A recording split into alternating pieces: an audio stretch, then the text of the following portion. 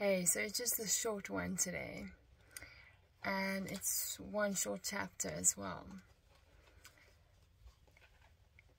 How am I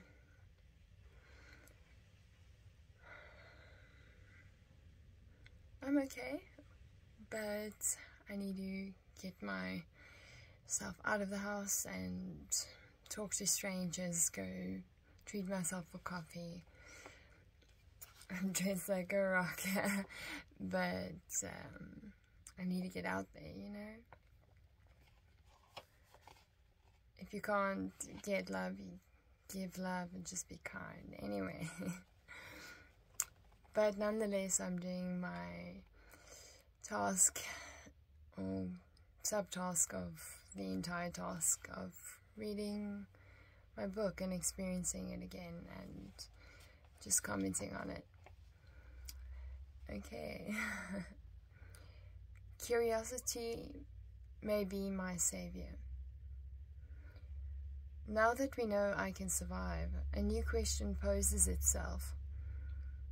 What is it that keeps me alive? What is the mechanism besides instinct that has firstly been strong enough to keep me functioning, and secondly help me to overcome my impulsiveness to destruct myself entirely? I have that answer. And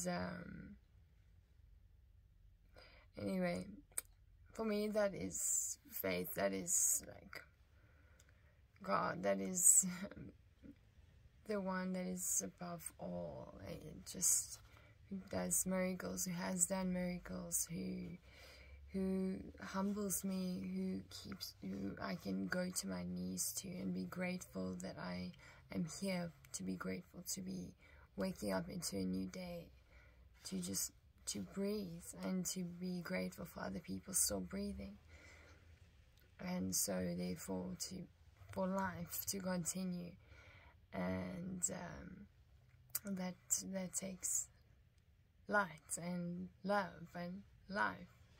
It's kind of, you know, a similar path. It's not a strange combination as to what remedies are for other things, or what one feels one can naturally take and that would be good for you on your journey, whatever you're going through. And sometimes though I can say, you know, you get disconnected with your instinct, your gut feeling, even with God, you know, or with whoever you believe. But in terms of your beliefs, at least make it structural in a way that it really does work for you, that it is true in your heart, and that the life that you're living is true, and that what you speak is true, and you feel that connection inside of yourself where you feel you can walk in this life, you are here, you are breathing, you have a purpose, you have a reason to be here. Why else would you be alive? So,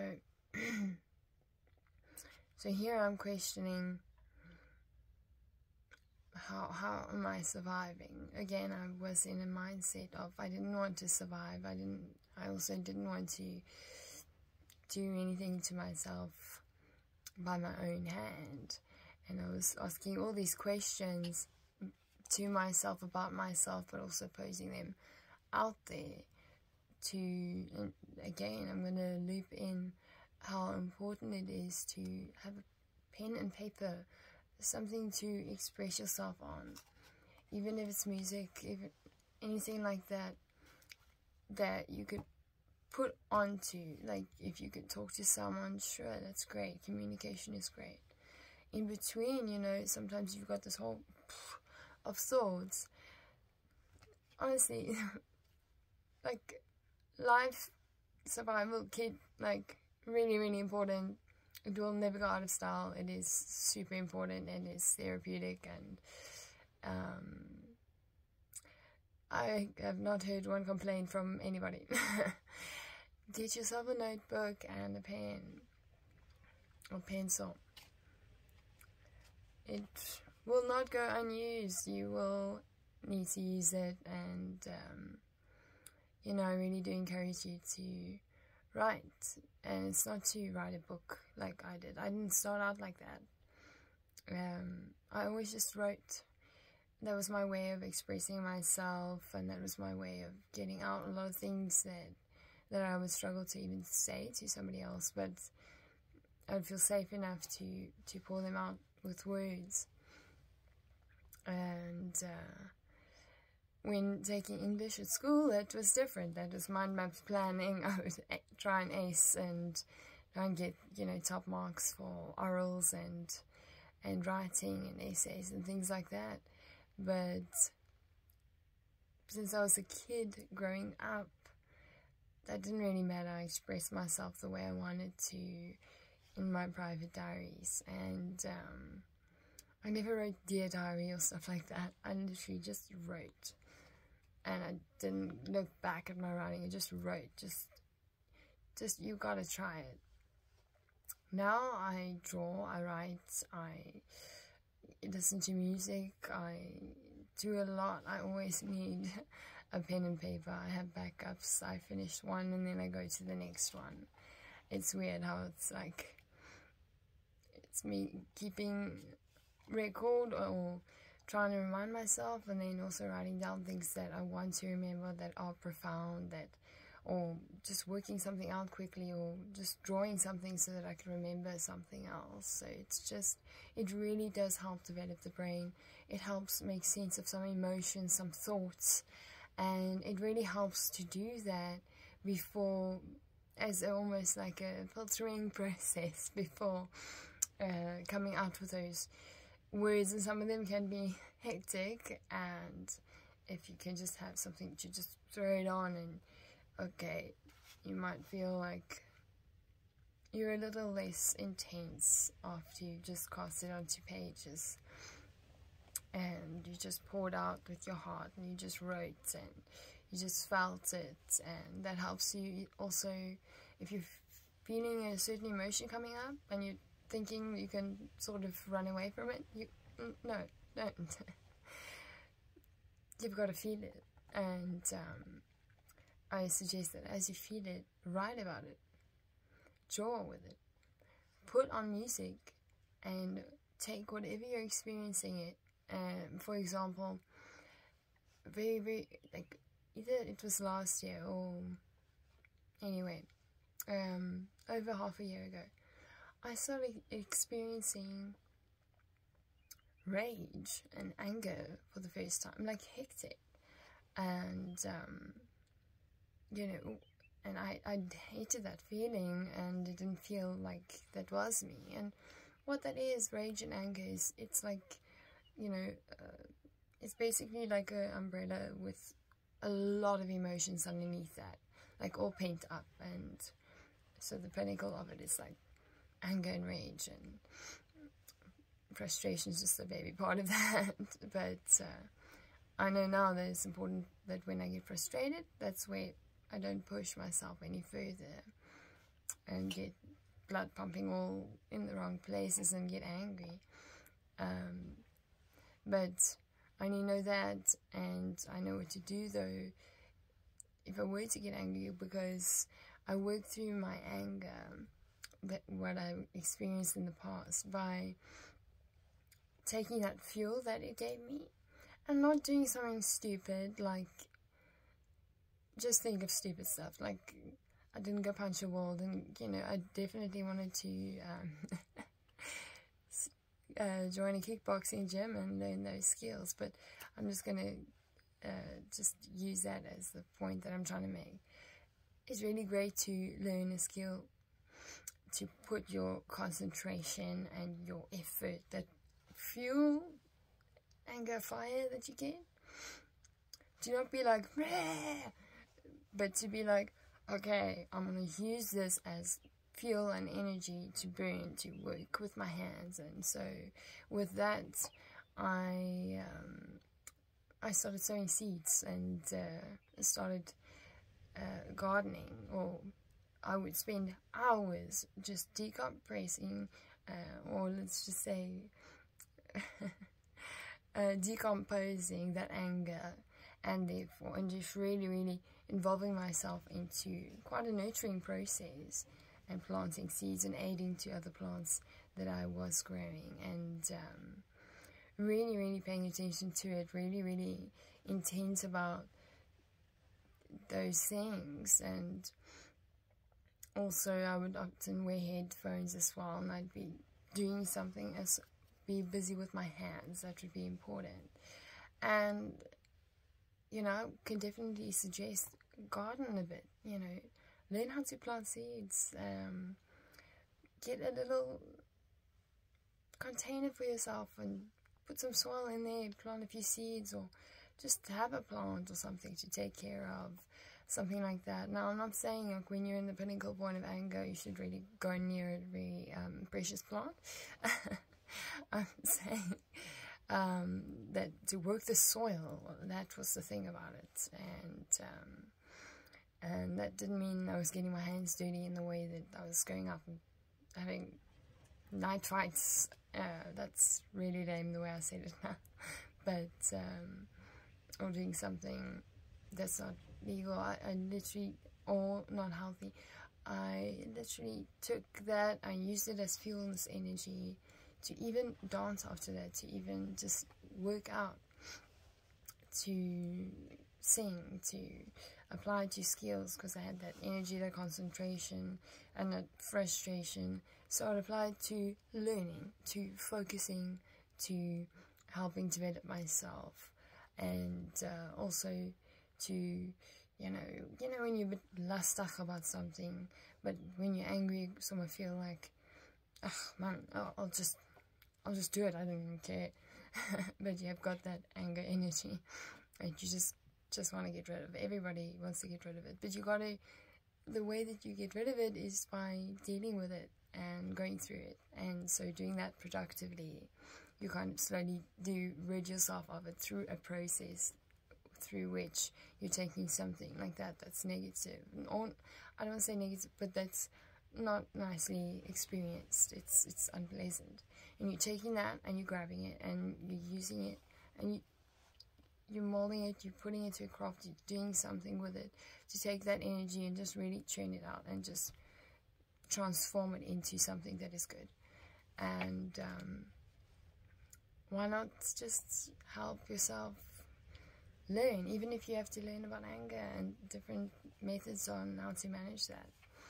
But for me, you know, that was an interesting process, and I keep sowing seeds. I supply gardens. I'm a part of gardening projects and things like that. And that anger didn't last very long. It was just the residue of a couple of different hurts that I hadn't dealt with. And so,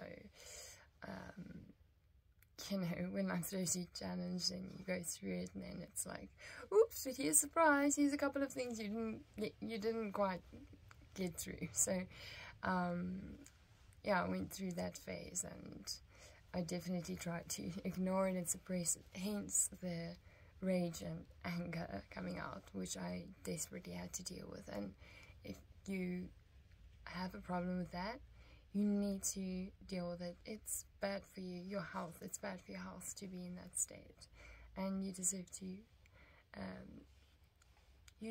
to be helped to go through the emotions, whatever is causing you to get to that point of anger, where it's so unpleasant. And I know I'm a chick, but like, guys get angry too. Even toddlers get angry. Throw tantrum. I've thrown tantrums before. And then also, like, at the same time, sort of see myself and be like, yo, like, get yourself together, you know, like. So those moments have also been like moments of clarity, or moments that I could grip hold of, and not go do that, but grip hold of and be like, okay, I've got this energy, I've got a couple of things that I've been meaning to do, let me apply this energy and just finish a task, like, or just create this thing, or build this thing, or plant this thing, or mix the soil, dig, work out, go for a walk, breathe, even if you are rolling the whole time, but you, after 15 minutes, you find a park, you sit down, and you're kind of like, because, you know, it doesn't last forever. That emotion, all the emotions, they don't last forever, but you've got to deal with them. And also, I mean, it's in different ancient proverbs and sayings and things like that, and it's true for life, that if you're going to, whatever emotional state or whatever it is, it's quite a good concept. I mean, what are you going to choose to feed? You know, if the anger is, okay, I can use a yin-yang thing, you know, like the darkness or the anger or the negativity is that black part, and then the other side is that white part. And I think one story talks about the two wolves, and the white being life and light, and the other one being the opposite. And because I can't quote it directly, I can just tell you along the lines, and I'm sure you know the story, but the lesson that person was trying to convey was that how can one defeat the darkness? How can one deal with that? And it's about, and how can one take control of that? What choice does one have? Because you do have a choice, and you do have a role to play.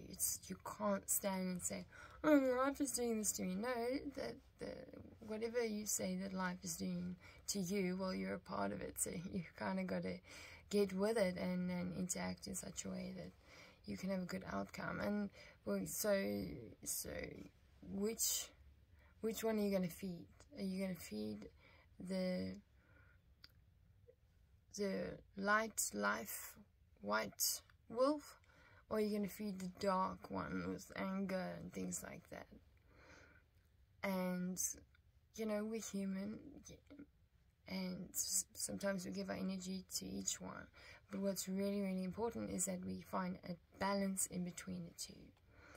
So, and to be able to stand in that and not fall over, and know, you know, that you can maintain a balance, and that you can choose.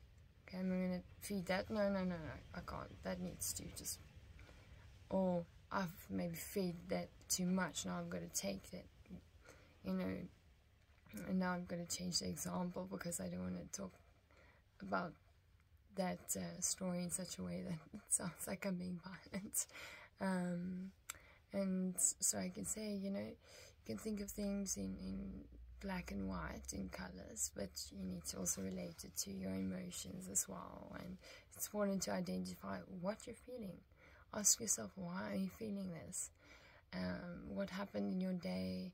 Reflect upon, and you know, definitely write about it. Sometimes just writing for 2 minutes, if you write a sentence, half a sentence even. I mean, I remember I had like writer's block, but for life, you know, at some stage, where I wasn't writing any book, but I just couldn't get myself to get into the notebook and just write.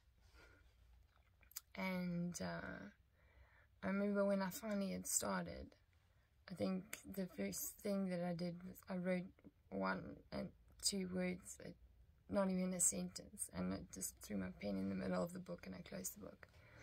But ultimately, I wrote something down, and just like, to be continued, you know, and got that over and done with. So sometimes it's not always pleasant, but you've got a choice in the matter. And yeah, so let me just get back to this.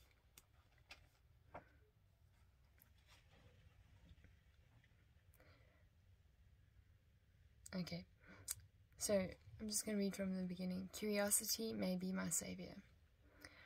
Now that we know I can survive, a new question poses itself. What is it that keeps me alive? What is the mechanism, besides instinct, that has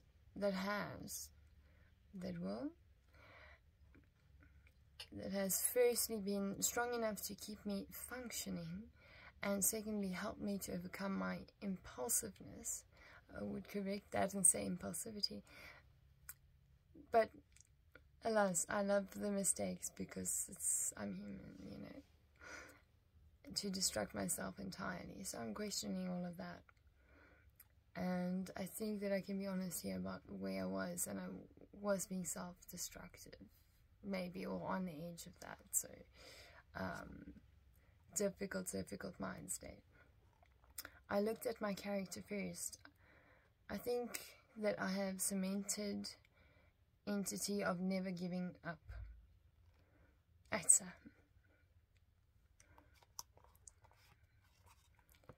That thought, you know, I can be honest and just say I've kept it, and it's pretty hectic. It's hard for me, you know, it's very difficult. It's not that I don't have the thoughts that like totally drag me down there, but now in my life, like, it's just not something I can do. It's just not an option.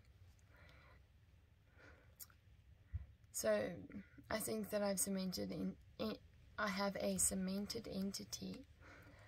I mean, look at how I describe that. I'm like, I have this thing, it is cemented, it is permanent, that I just can't, I can never give up. And that was like a thought, that was a possibility, and the way I wrote it was quite shame. I attempted like to really make it true, and you know what, it turns out to be true. So, and then I say, to persevere is what I do. Even my family crest means perseverance. Coincidence? I think not. Yeah, well, I don't really believe in coincidences. I mean, what is that? But I like the word coincidence. It refers to something joyful and good and happy. And, you know, that's my dad's surname. And my mom and dad's married names, and my dad's surname Fernell, and that's where the crest comes from, and the crest means literally perseverance. That is a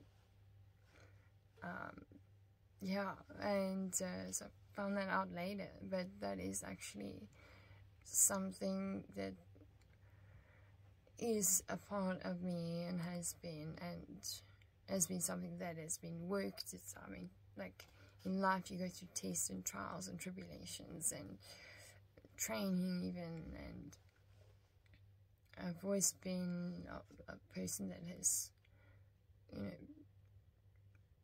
purposefully tried to just persevere, and also to train to persevere through certain things in preparation, to know that I can persevere through something because I've been through it before, or to know that I must stand up and brace whatever's coming, because just by knowing in my mind, I'm going to persevere, I can do this, I just got to keep on keeping on.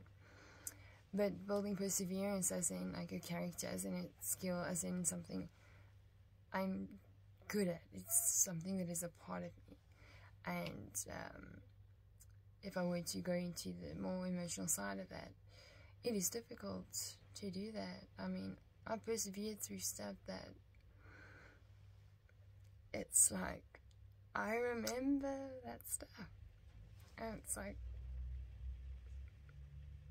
if not for strengths from above, I'm just like, some parts of my life I'm checking and I'm being like, whoa, and then, you know, I know that sounded like, oh, I don't want to be a part of it. No, it's more like, whoa, okay, sure, I'll nod my head, I'll warm up to that, I'll try and be nicer to myself and say, like, not something that would be like me being hard on myself or hammering myself, as my current psychologist says. He said, I hammer myself. It's a little bit more extreme than being hard on myself. But I can, you know, I'm trying to work on being nicer to me, kinder to me, and the reason why it's to me is because that is what I need to work on, because I find it natural to be like that for everyone else. Literally to strangers, I've got so much to give, and then I often end up feeling completely depleted, and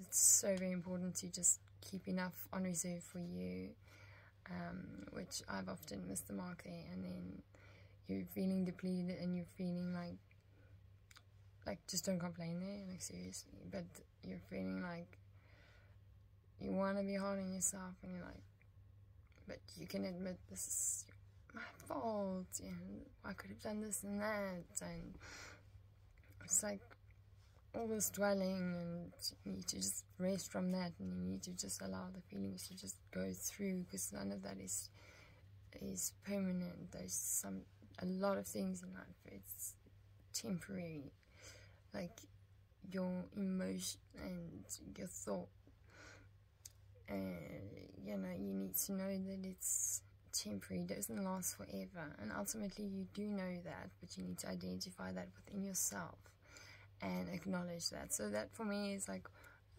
one step just before like being kind to me. I just feel like I don't really know how to do that, which is the honest truth. I mean, I find that to be a weird concept.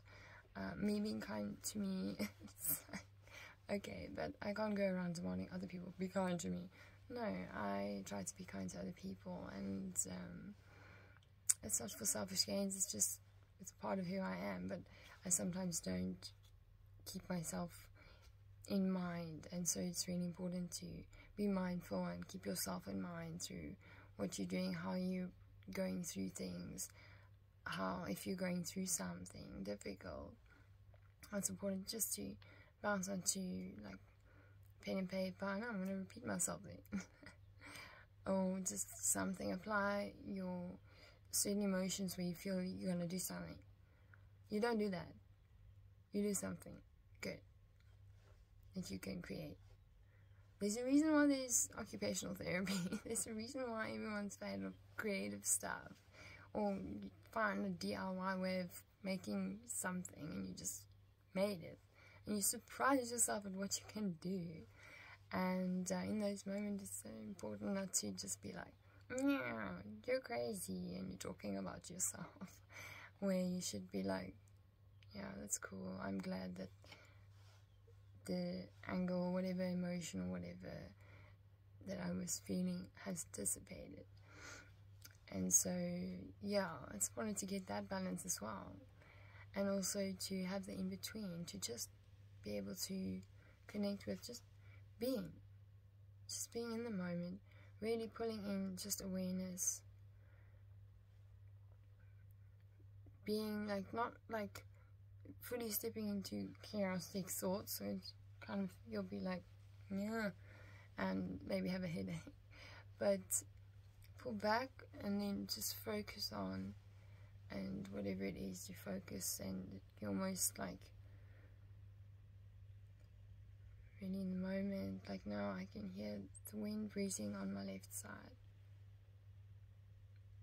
I can hear the electrical sound of my fridge because it's on.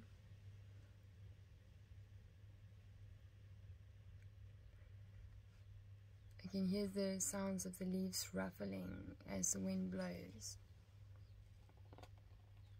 There's a bird that just tweeted.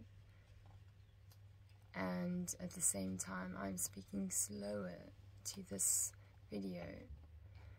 And I'm going to speed it up because there is a light into my face. And I want to go out and drive after this. So after I complete this, then I feel like, okay, I've gotten over something of myself, and I've shared something of me in this new creative way that I'm not gonna edit, not gonna mind if it's long, not gonna mind if I made a mistake, but gonna post it and whatever. This is another thing I'm doing. I mean, I've still got the whole like most of the book left. It's actually quite slow. And it's interesting. It's like this is helping me to communicate, and I don't need to check back on what I communicate. It's not exactly prepared, but it is me, and it's me learning different sides of me and my perspective of myself, being older and looking at myself when I was younger and being in a different state of mind now than then. And I mean, for me, I would just hope that that helps somebody. And so the next aspect I looked at was curiosity. An intriguing thing, curiosity. They say curiosity killed the cat, but I oppose. In my life, curiosity is what kept the cat alive, if I was metaphorically the cat. Can I just say, absolutely love how I just tore down that stupid they say saying. Curiosity, you know, just I love doing that. When somebody tells me, they say, I'm like, who are they? Did they come to your dinner? Are they invited to your dinner table? Because often we get caught up on they say. No. If you talk, who's that? Who's that? And then often when I engage in that part of a conversation with someone, they quickly realize, oh, yeah, that's right. Like, I'm me, you know, like I can, you know, that doesn't matter what's they say, you know. And then they'll ultimately be able to just rid that out of their head. And for me, it's important to, like, kind of help some of my friends just to point that out. And they do the same thing with other things with me, is to sort of say, who's they? Let's get to you. I want to hear about you. I want to hear what you have to say. Not they say. I know what they say. And yeah, so it's about just like another thing we can do for one another is help each other just feel accommodated in such a way that we feel comfortable enough just to almost be in each other's presence and not feel too pressured to communicate or not to feel stressed like I see this person, but it's, you know, just to, it's important to just create, you know, your atmosphere. And if you're inviting somebody over and it's a friend and things are hard in life, but if you can just maintain some kind of peace and understanding and know that you can be prepared to be accommodating to somebody else, that even though you may not know what they're going through, you can be sensitive to it. It's intentional, like you intentionally do that, and it's worth it.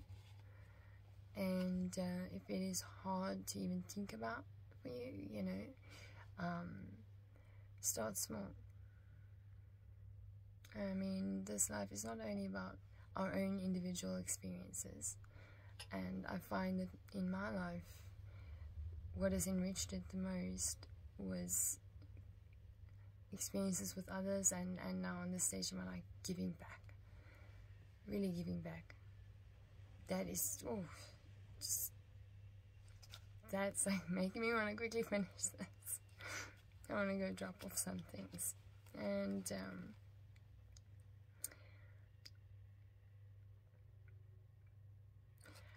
sometimes I feel a smile on my face just happening naturally, and I appreciate the feeling that it puts on my face. I don't know if anyone who would ever see this would relate, but if you do and you notice that and you experience that, just embrace it. And then I continue to say, this is a subject too easily debated and changed, so I will pause here and not overanalyze it. Okay, cool. Therefore, curiosity, along with the constant perseverance, is the winning combination that keeps me alive. That's what I said then. And I think, you know, that is true. Curiosity is important to inquire, to want to know more, to learn more. That means you know that you don't know everything. And boy, did I not know about most things. I would ask questions a lot. I would often question myself, seeing things from different ways, and then eventually coming out with some kind of an answer or some kind of a statement like this one that I would feel okay. And then I would introduce here the gift in the chapter. So remember, read it rawly referring to how the book is best read with an open mind and an honest heart. And like, you really got to be open. You got to be raw. You got to be like ready for you.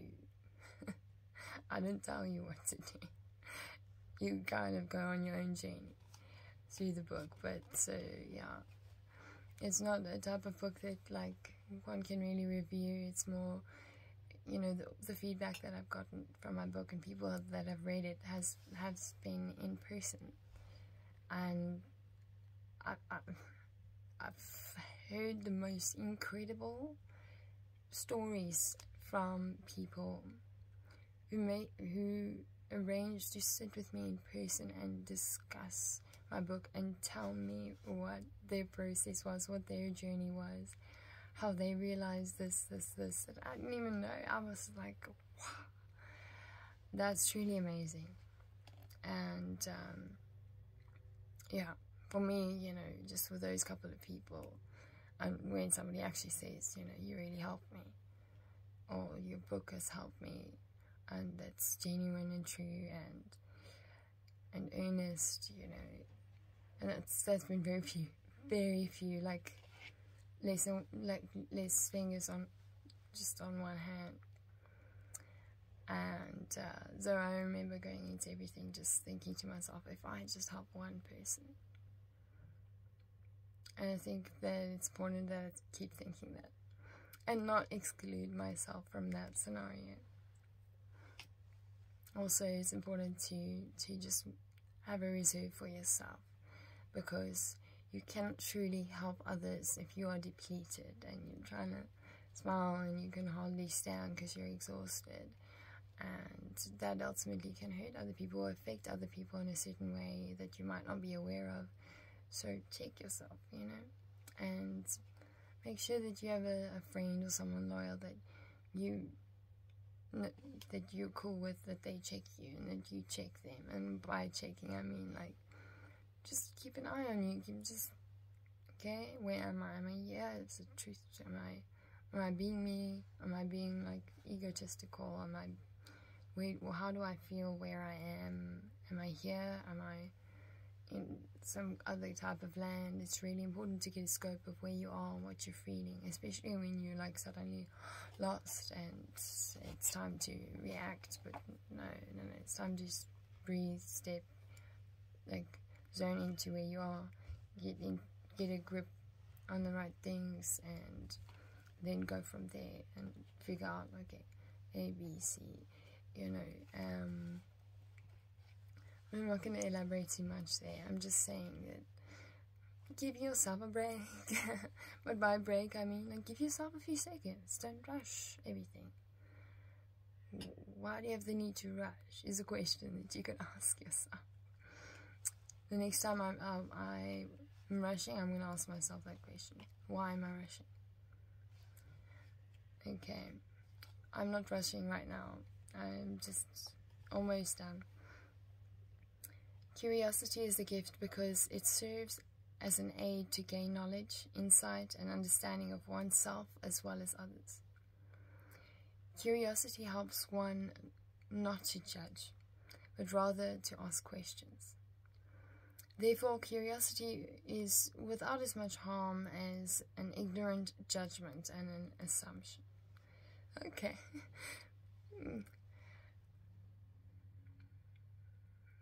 That is true. But it does not mean that it's easy. As humans, we judge even when we don't judge. And we assume naturally sometimes as well, and so that curiosity actually like goes well with both of them, to just sort of help yourself reset and not get stuck in like a type of naive ignorance or an assumption, something that's not true, that you believe because of emotions, whatever the case, that you at least know how to discern and how to ask, how to interrogate those things. Be like, ah, man, that's a lie. Oh, I judged it. I was wrong. That's not true. Okay, let me get back to me. Let me get curious. What can I do better next time? And then I continue. So I'm like doubling up on these gifts here. And this is just 1 page long. Perseverance is a gift because it is an underlying strength that is automatically raised in times of desperation. Now look, I'm talking about that in my own life, but I totally believe it's true. And everyone might have a different way of saying it. But to persevere and to learn how to do that, and to know that it is a skill, it is something that's like a gift. Because it truly does help you in some tough situations there. So sometimes maybe you're questioning life and you're questioning God, maybe you're angry at Him, maybe you don't want to pray, maybe you don't want to talk to anybody, or you hate people and you hate yourself and you feel a lot of stuff that's horrible, that you can maybe notice in yourself that, well, I am trying. I'm still here. I've got some perseverance. I think I can carry on. So if you identify that in yourself, cool. It has a certain potency that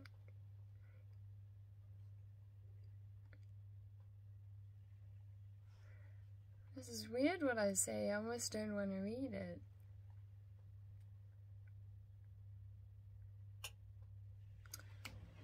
Okay, I understand what I'm saying. Because I do try and be careful when I share. Perseverance is a gift because it is an underlying strength that is automatically raised in times of desperation. I will add that sometimes you have to raise it. You have to stand up and be strong. And that leads me to how this is going to make sense, this next thing. It has a certain potency that can be addictive. And if used properly, it can serve as a healthy way of leading oneself and possibly others through the mud and swamps that occur through life. Now, I had to look carefully and to think that's quite spicy to use the word addictive, but I link it to perseverance, and I've spoken before about me being very militant and strong. I'll just be in that mindset, and I would not let myself break down to the softer parts of me. And so in terms of addictive, it's quite, I would battle, like sometimes I would just be like, I'll persevere, but I would push it to extremes though, and I'd be so strong, I'd be just like too strong that I couldn't cry. And to like persevere, to only focus on that, and trust me, that's not all you are, and that's not all I am. So if you just identify that, know that there's more, because you are trying, you got some perseverance. Okay, you nod your head at that. Notice your breath, look around, you're breathing, you're so experiencing life. Life is not over for you, you know, you can often, and this is true, and this is if you look for it, if you care to look, you have a lot of things that you need already. Like how it is said that God makes provision for you. He already knows, you know, He's got His watch on things. And that's where that faith comes in, and that openness as well. And for me, you know, often sort of having to raise myself and grow spiritually, to be able to ask God to please help me, and help me to break down and soften up so that I could let out my emotions. Often that would be crying, or, you know, and that would be such a relief. Because sometimes I just choose perseverance till like my teeth were busy being like Clash of the Titans. But it was only because I was raised up, and that sort of fit the mold of me, and sort of there was also a certain mold that it was like a shell that I felt safe in, that did protect me, and I still have that.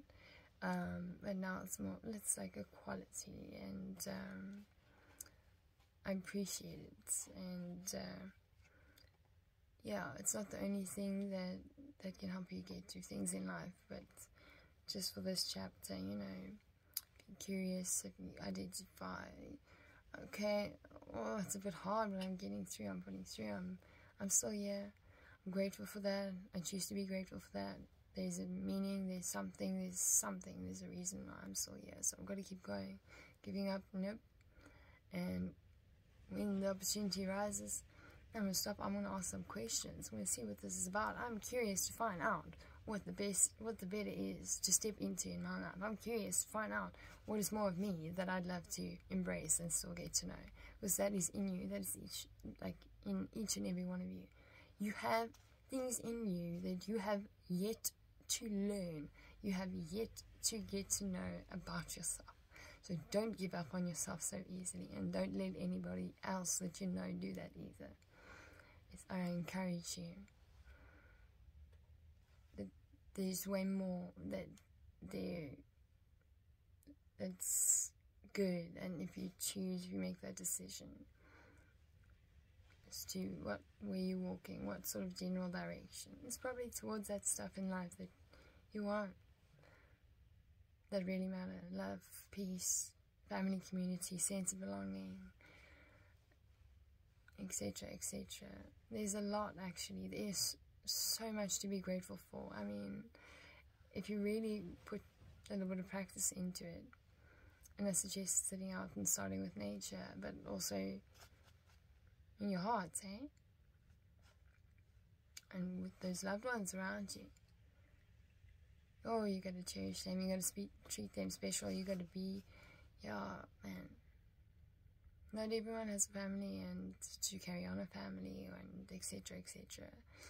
So, as parents, you know, you've got to know that you've got to invest in your child in all ways. You've got to prepare them for life. And you've got to consider your own life, the life that you lived, as you're going to do that.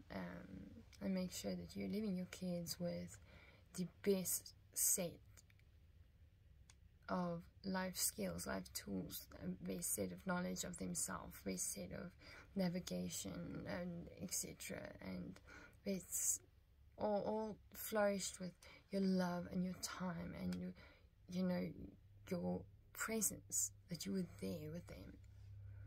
Things that last, things that matter, because those are the things that ultimately are what seems intangible, but it is almost most tangible to hold on to. It's not about leaving a legacy to follow, or leaving a bunch of money like a trust fund. You gotta build up your kids with things that you know, and you can affirm, and you can make sure that they know, and you can encourage them in skill in different ways.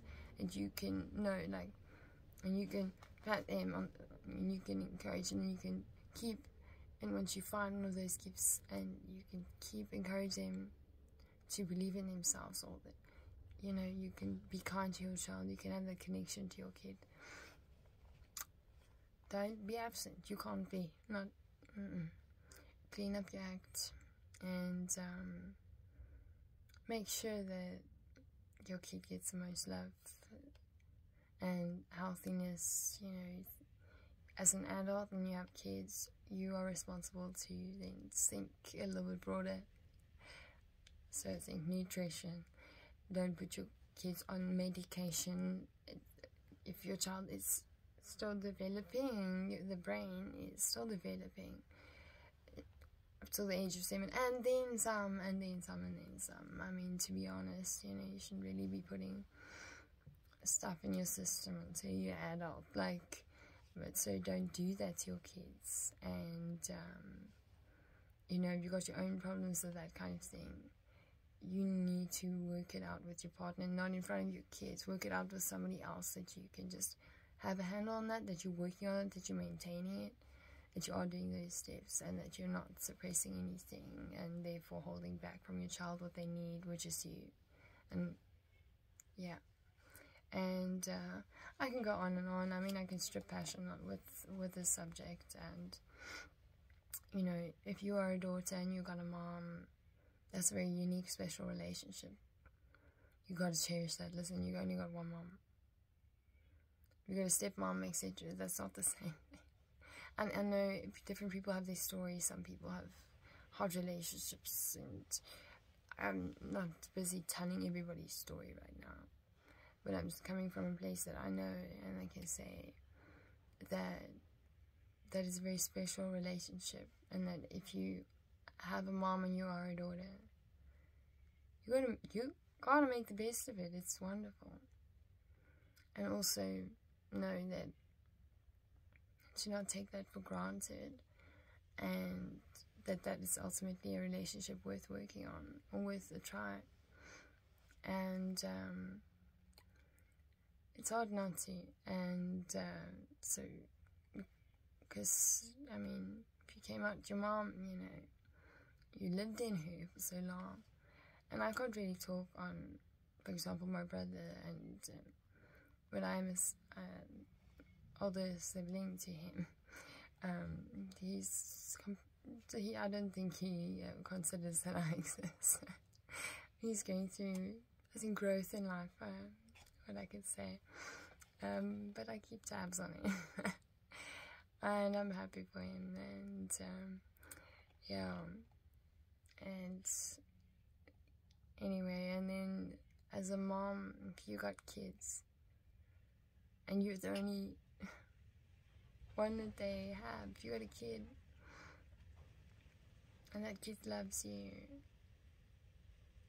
you be there for your kid, even if you have to have some support around you to do that, because ultimately that child came from you, and you know that. Anyway, it's not me telling anyone what to do. I mean, it comes down to love, and it comes down to those connections that you make with you, with other people, and then life, and all the things in between. But I just want to say that, yeah, life is not all muddy and swampy. In fact, if you go through that, a little bit of that in life, consider it some kind of heavy obstacle course training, survival training. Learn, develop, grow, share. Be curious, ask questions. Do things that you love, find the things that you love to do. Create. And just know that, I mean, I almost don't know what to say. Just know that I'm doing this, whatever this is, and I'm mostly doing it. Yes, it's goals I set for myself to do, but after this I'm not like, yes, I'm gonna celebrate, I'm gonna pop champagne. No.